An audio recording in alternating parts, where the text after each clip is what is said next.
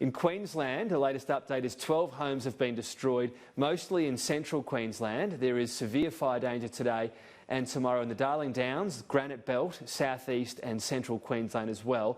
And that's where we find in Queensland our reporter Brendan Smith. He joins us from Queensland Fire and Emergency Headquarters. Brendan, the Premier has just addressed the media. What can you tell us?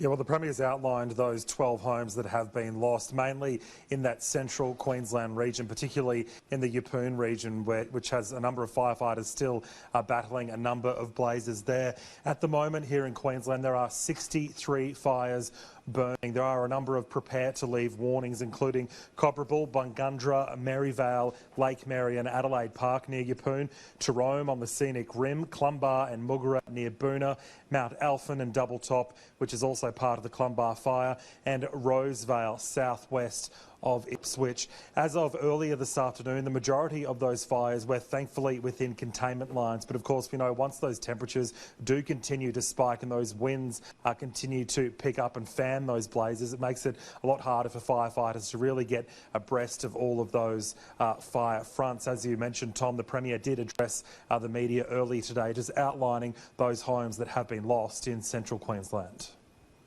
As I said yesterday, 12 homes have been destroyed, and that means 12 families are going through a really tough time at the moment. Over the next couple of days, we're going to see changes in the weather conditions. We're going to have severe conditions today and tomorrow, especially in the Darling Downs and Granite Belt and around the southeast coast.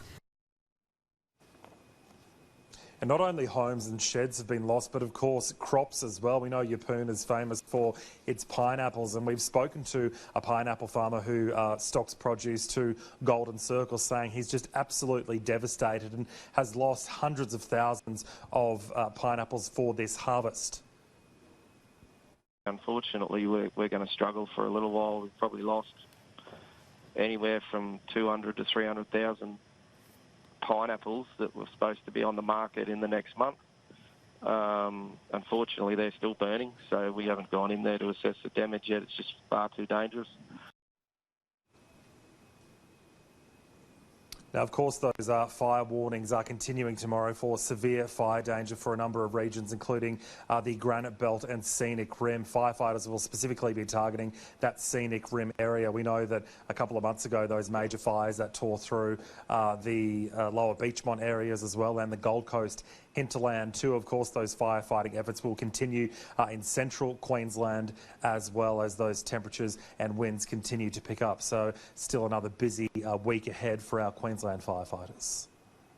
Brendan Smith, thank you. Well, firefighters in southeast Queensland, as you mentioned, on high alert for severe fire conditions. We've got Julia Bradley at Boona Showgrounds in the Scenic Rim region. Julia, what are conditions like where you are?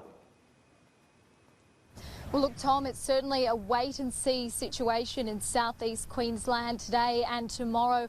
As Brendan mentioned, we've got severe fire conditions expected and a fire weather warning in place as well. That's because of these damaging winds that are expected to really peak this afternoon and into tomorrow. Winds up to 40 kilometres per hour, gusting up to 60 kilometres per hour, really making the job of our firefighters that much more difficult, especially when you add on those searing temperatures climbing into the high 30s for many of our inland areas, which, as we know, encompasses many of our fire grounds. Now, yesterday we saw our firefighters really taking advantage of the reprieve in conditions, getting into some of the fire grounds in the Scenic Rim area, aided by interstate crews as well as members of the Australian Defence Force, carrying out back-burning efforts and really trying to get some of these fires under control. We know that the Scenic Rim area is an area of major concern for our firefighters. That's because some blazes, including the lower Beachmont blaze, that's been burning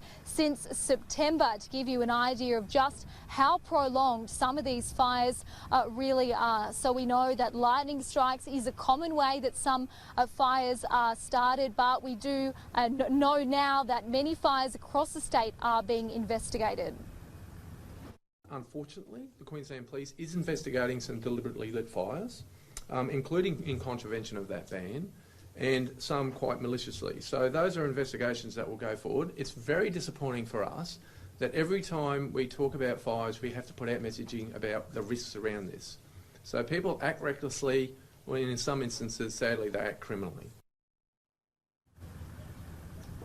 So just in the last hour or so, we have had some revelations. The cause of that blaze that tore through 11 properties in the Gold Coast hinterland back in September and really caused widespread devastation.